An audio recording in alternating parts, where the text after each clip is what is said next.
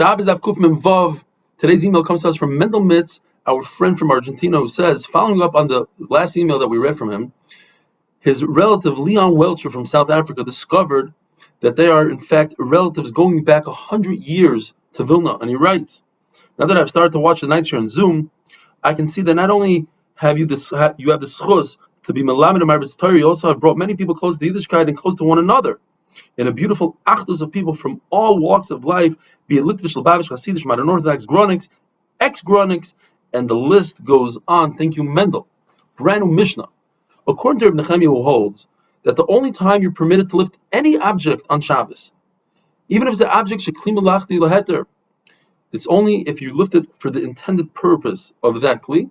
So if you take a sword to crack open a barrel, that would only be mutter if in the barrel you have dried figs and you need the sword to get the figs to come apart. But let's say you have wine in the barrel, it'll be asur. According to Chachamim, even if you have wine in the barrel, you're allowed to use the sword, provided that you don't create a kli. You're not trying to create a kli. What happens if you take the sword and you cut the barrel right below the megufa, the cap of the barrel? The reason why you're doing so is to have the wine come out easier. That's la'ayin yafa mechaven, and that's okay. But to make a hole in the side of the barrel with a spear, that's the petach kol mechaven. You're trying to make a brand new opening, that's mesak mana, and that's asur. According to the Tanakama, you cannot make a hole in the megufa itself, and according to Rav Yehuda, you can. Says Rav Huna, the machlokes is if you make the hole directly above where dirt could still come in, so therefore Chachamim say it's not the best hole in the world and it's mutter. But if you do the hole to the side of the megufa, according to everybody, it would be asur. Rav Chizda says no.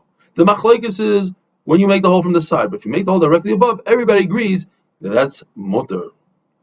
To make a brand new hole in a chavis, in a barrel, it's asur because it's mesak mana. To add to the hole, let's say you have a hole that's 1 inch wide and you want to make it 2 inch circumference, that's a machlokes. Because the isser to make a hole on Shabbos is if it goes both directions. It's a two-way street. One direction, there's no isser deraisa. The reason why they said it's us to make a one-way hole, where let's say a hole in a barrel is one way for the wine to go out, is because of a chicken coop. Chicken coop, people confused and they thought it's only a one-directional hole, but in fact the chicken coop is to let the bad odor out and to let new air come in. Now, typically with a chicken coop, you could say that people make one hole and they don't try to enlarge it. There's no reason to be geyser because animals will come through that hole. Or on the other hand, and this is how we paskin, people sometimes make a mistake. They don't measure correctly and they realize only later on they could enlarge the hole without allowing animals in, and therefore you have to be geyser. According to Shmuel, if you plug the barrel in order to trap the great aroma of the wine, so that's not a really strong plug, and therefore if you remove that plug, that's okay. But if you remove a plug that's holding the barrel together, not allowing the wine to escape, that's considered as if you're opening up a brand new hole. Now, what exactly is considered trapping the aroma, and what's considered holding in the wine? According to Rav Chizda, trapping the aroma is above the wine level, and lechazik, the wine is at the wine level. According to Rav, no. Trapping the aroma is at the wine level, and trapping the wine is below the wine, in other words, all the way in the bottom where the sediment is.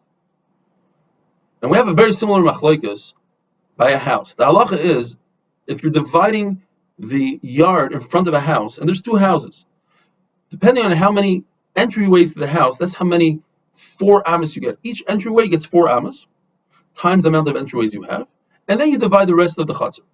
What if you have a doorway that's completely closed off with brick? So depending, if it has a frame, p'tzimov, then it's considered a doorway. And if it doesn't have the frame, then it's a complete closure, and we don't count it. So it's very similar to our halacha over here. If it's a complete closure, then it's not considered an opening, and if you open it, it's as if you created a brand new opening. Same halacha applies. If you have a dead person in the house, you closed off the door. If it's completely closed off and you remove the frame, then everything around the house, 4 amas, is mekabel tuma. If the frame is still there, then you don't have those 4 amas. According to everybody, if the spigot, the straw that comes out of the barrel, falls out, you're permitted to put it back in. According to everybody, if you don't have a spigot, you cannot create a new one. The machlokes is if you already have the spigot cut to size, but it doesn't fit perfectly, are you allowed to fit it in perfectly? Are we geyser that perhaps you'll cut a brand new one or not? Congealed oil. The Mishnah says you're not allowed to smooth out wax. What about congealed oil? According to Rav, it's usher. You have to make a xer that you can confuse it with wax. According to Shmuel, it's mutter. And Rav Shmuel says to Rav Yosef, the Rebbe, you yourself told us when you were healthy and you remembered all that you learned, you said that Rav holds that it's mutter. Felt, like what you make a black hat from, felt, if it's very stiff, then according to everybody, you can't walk with it outside on Shabbos. It's a masu. If it's very fine and flexible, then it's like a beged, you couldn't walk out with it. The machlokes says if it's beinoni, it's in between, semi-stiff.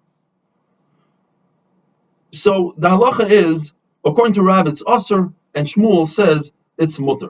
They wanted to learn from a ma'aseh shahayu with Rav. Rav was in a place. He was giving a drush and he realized there's not enough room in the mismarriage. So he took everybody outside into the Carmelites and they brought him felt and he refused to sit on it. So they thought that perhaps he holds that the medium type of felt, which that was, is also according to him. In fact, it could be the reason why he didn't want to sit on it because Rav Kahana and Rav Asi were there.